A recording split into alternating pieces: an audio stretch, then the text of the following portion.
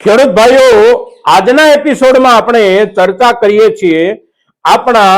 આગામી વર્ષ માટેના નવા પાક ધિરાણની. આગામી વર્ષ એટલે કે અત્યારે હવે આજે આપણે જ્યારે ડિસેમ્બર મહિનામાં છીએ ત્યારે વર્ષ 2026 શરૂ થવાને માત્ર એક મહિનો આડો છે અને ત્યાર પછી નવું વર્ષ 2026 નું શરૂ થઈ જશે. હવે નવું વર્ષ 2026 નું શરૂ થાય એટલે આપણે નવા વર્ષ માટે વર્ષ 2026-27 નું પાક ધિરાણ જે કાંઈ લેવા માંગતા હોઈએ એ પાક ધિરાણ લેવા માટેની જે કાંઈ વ્યવસ્થાઓ અને એ વ્યવસ્થાઓમાં નિયમિત રીતે પાક ધિરાણ મેળવતા જે કોઈ ખેડૂતો હોય, ખાસ કરીને આપણી સહકારી ચેનલ મારફત એટલે કે જે તે ગામની સેવા સહકારી મંડળીઓ મારફત ધિરાણ લેતા નિયમિત ધિરાણ લેતા ખેડૂતો હોય એમને માટે આ ચર્ચા જેટલી અગત્યની છે એના કરતા પણ વિશેષ અગત્યની ચર્ચા આજની જે આપણી છે એ નવા જે કોઈ ખેડૂતો નવું ધિરાણ લેવા માંગતા હોય, કોઈને કોઈ રૂપમાં ફેરફારો થયા હોય જેમના ખાતાઓમાં ગયા વર્ષમાં, એમને માટે અત્યારે હવે કઈ કામગીરી કરવાની બાકી રહે છે આ મુદ્દાઓની આજની આપણી જે ચર્ચા છે આ ચર્ચા આપણા નવા વર્ષના આગામી ખરીફ સિઝનના પાક ધિરાણના મુદ્દાને લઈને ખૂબ અગત્યની ચર્ચા છે મિત્રો. અને તેથી આપ સૌ દર્શક મિત્રો આ વિડીયોમાં આ એપિસોડમાં અવશ્ય બન્યા રહેજો.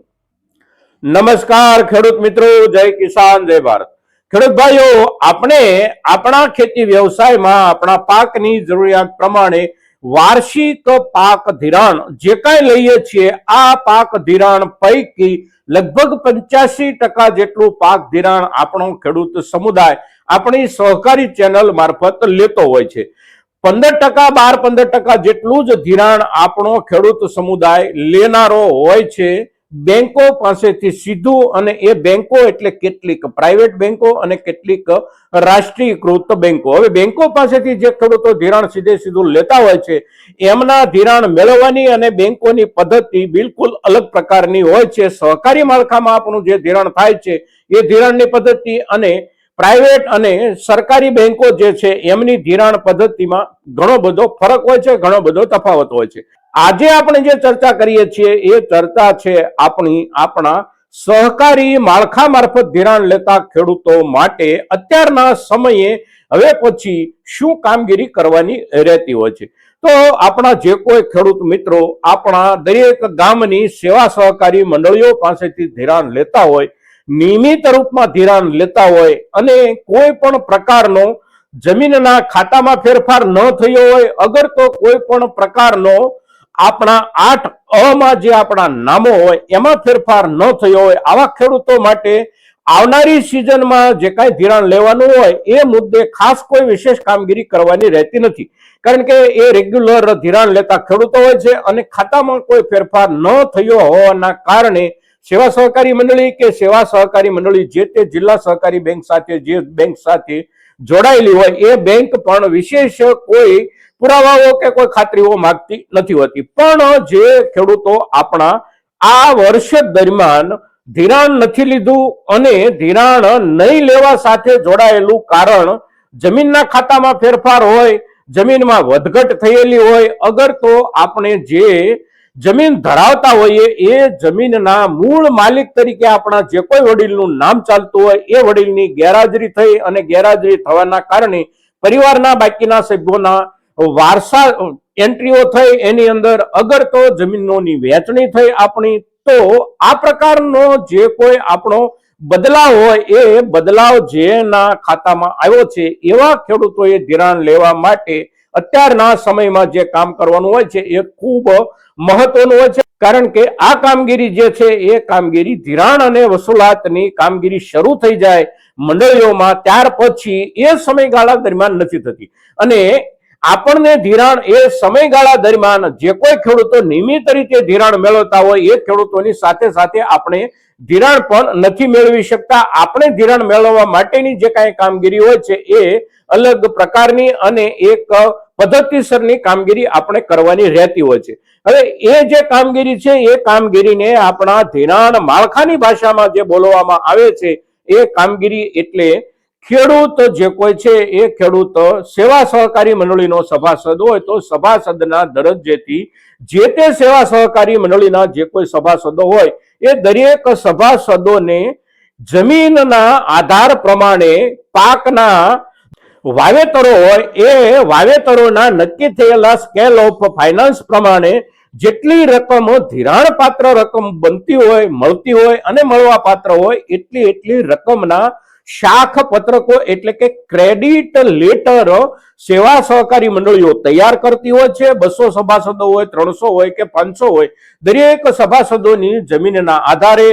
જે તે જિલ્લા સહકારી બેંક સાથે જોડાયેલી મંડળીઓ હોય એ જિલ્લા સહકારી બેંક તરફથી જે તે પાક માટે નક્કી કરવામાં આવેલા સ્કેલ ઓફ ફાઇનાન્સ પ્રમાણેની મળવાપાત્ર ધિરાણની રકમના આધારે જે શાખ પત્રકો તૈયાર થાય એ શાખ પત્રકો તૈયાર કરવાની કામગીરી જાન્યુઆરી મહિનાથી શરૂ થઈ જતી હોય છે. આપણા સમગ્ર ગુજરાતના દરેક જિલ્લા સહકારી બેંકો નીચે કામ કરતા સહકારી માળખા અંતર્ગત આપણી દરેક સહકારી મંડળીમાં કોઈ સહકારી મંડળી જાન્યુઆરી મહિનામાં કામગીરી કરી નાખે, કોઈ ફેબ્રુઆરી મહિનામાં કરે, પણ માર્ચ મહિના પહેલા આ કામગીરી આટોપી લેવામાં આવતી હોય છે. હવે ગયા વર્ષે એવું બનેલું કે આપણી કેન્દ્ર સરકારે આપણને જે ધિરાણ 7% વ્યાજ દરથી આપવામાં આવે છે એ ધિરાણની રકમ સીલિંગના લેવલથી જે 3 લાખ રૂપિયા અટકેલી હતી એમાં 2 લાખ રૂપિયા સુધીનો વધારો કરવાની કેન્દ્ર સરકારની બજેટ બેઠકની સંસદીય જાહેરાત થઈ, જેના કારણે આપણી મંડળીઓ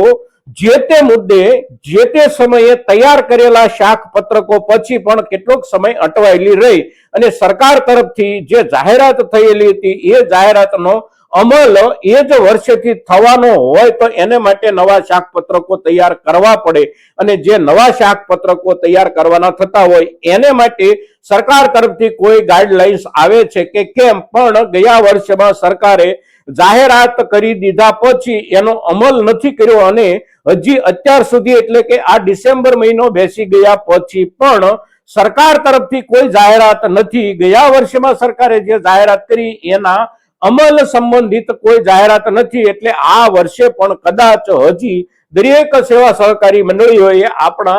ખેતીવાડીને લગતા ધિરાણોની જે મર્યાદા પાછળના સમયમાં 3 લાખ રૂપિયાની હતી એના આધારે જ શાખ પત્રકો તૈયાર કરવાના થશે. સિવાય કે આવનારા દિવસોમાં સરકાર તરફથી કોઈ સૂચના મળે અને ધિરાણની રકમમાં વધારાનો અમલ સરકાર આ વર્ષથી કદાચ કરે તો શાખ પત્રકોમાં કેટલાક બદલાવો અને કેટલાક ફેરફારો આવી શકે. પણ એ બધું જે કાંઈ થવાનું હોય એ થવાની શરૂઆત એટલે જાન્યુઆરી મહિનો અને કામગીરીનો મહિનો એટલે ફેબ્રુઆરી મહિનો. એટલે જાન્યુઆરી અને ફેબ્રુઆરી મહિના દરમિયાન દરેક સેવા સહકારી મંડળીમાં તૈયાર થતા શાખ પત્રકોની સાથે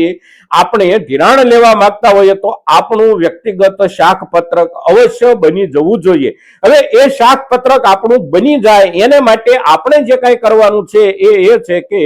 આપણું જે ખાતું છે એ ખાતામાં આપણને જે કાંઈ ફેરફાર કરવાનો આવ્યો હોય વર્ષ દરમિયાન, સામાન્ય રીતે આપણે જોઈએ તો સૌથી વધારે ફેરફાર આવતો હોય છે આપણા જે વડીલના નામથી જમીન ચાલતી હોય એ વડીલનું અવસાન થાય અને એના કારણે વારસા એન્ટ્રી આપણી થઈ હોય તો એ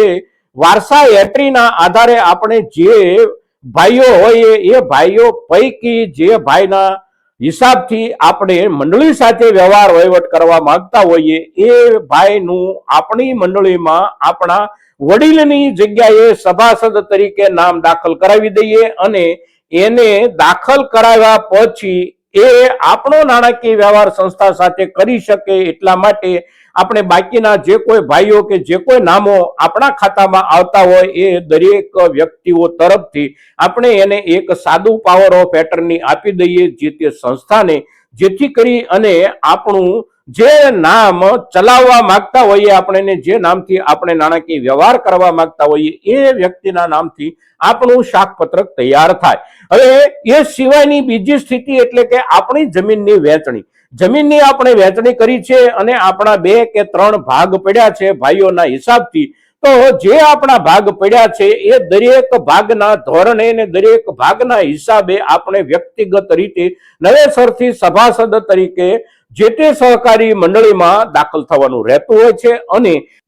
આપણે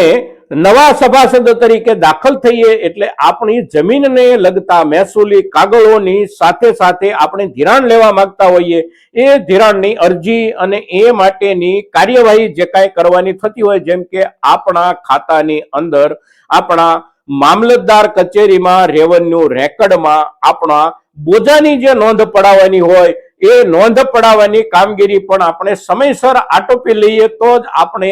નવું શાકપત્રક આવતા વર્ષ માટેનું જે તે સંસ્થાનું તૈયાર થતું હોય એ શાકપત્રકમાં ક્રમબદ્ધ રીતે ગોઠવાઈ શકે મિત્રો. એટલે આ વર્ષના ધિરાણ માટે આપણે કોઈ પણ ફેરફાર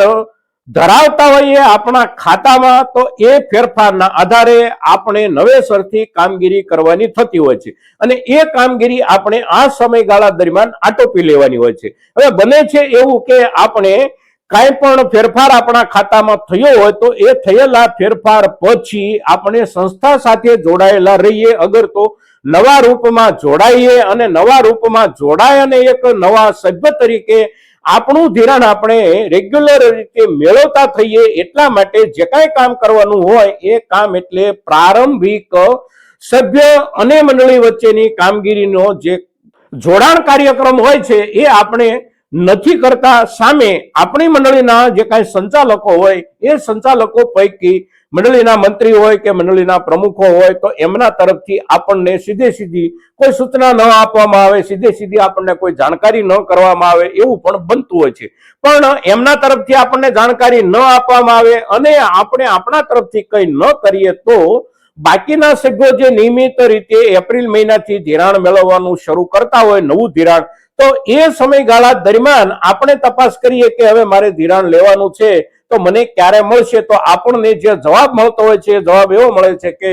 તમારું શાકપત્રક જ તૈયાર કરવામાં આવેલું નથી, કારણ કે શાકપત્રક માટેની પ્રારંભિક કામગીરી આપણે જે તે સમયે કરેલી નથી હોતી. પરિણામે આપણું ધિરાણ મોડું થતું હોય છે, ક્યાંક 1 મહિનો મોડું થાય, ક્યાંક 2 મહિના મોડું થાય અને કેટલીક મંડળીઓમાં એવું પણ બનતું હોય છે કે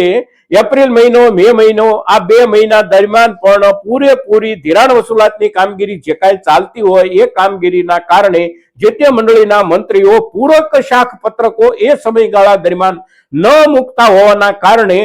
ફેરફાર સાથે નવા રૂપમાં આવનારા સભ્યો એ સમયગાળા દરમિયાન ધિરાણ નથી મેળવી શકતા અને તેથી ધિરાણ મેળવવામાં એનાથી પણ વધારે મોડું થતું હોય છે. એટલે આ ડિલે પ્રક્રિયાથી બચવા માટે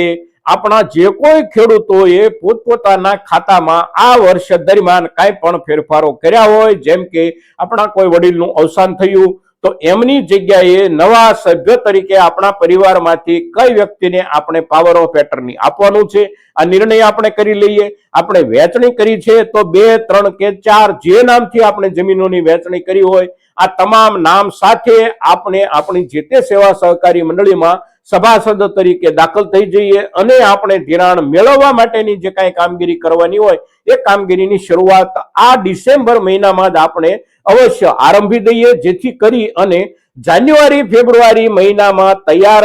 થનારા આવતા વર્ષના ધિરાણની કામગીરીના સહકારી મંડળીઓના કાર્યક્રમમાં આપણે સંપૂર્ણપણે ક્રમબદ્ધ તરીકે સામેલ થઈ શકીએ મિત્રો.